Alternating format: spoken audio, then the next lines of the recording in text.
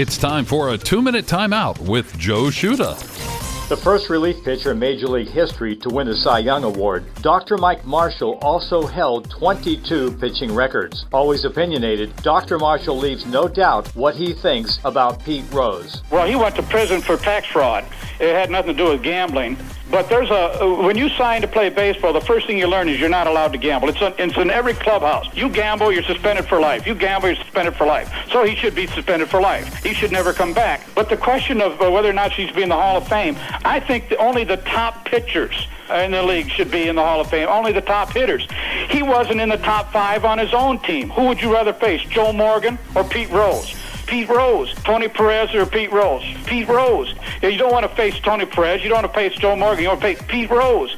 I can't think of but maybe 2 guys he was maybe better than, but I like Cesar Geronimo as well. He certainly wasn't any better than Concepcion, Griffey, Dreesen, Foster. All those guys were better. If you can't be one of the top 2 on your team, unless they're already in the Hall of Fame, then he shouldn't even be considered. And he had no defensive ability. He had no base running ability, except he ran over a catcher once. He can't steal. He couldn't get the extra base.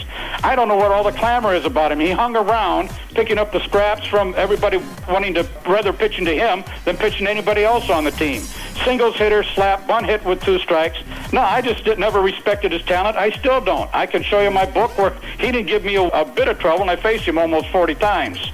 And, of course, he batted .263 against you. That's not Hall of Fame, is it? I don't think so, but then Mike Schmidt never got a hit off of me in 30 at-bats. Ernie Aaron got 1 in 25. You know, there's a lot of guys that didn't do that well.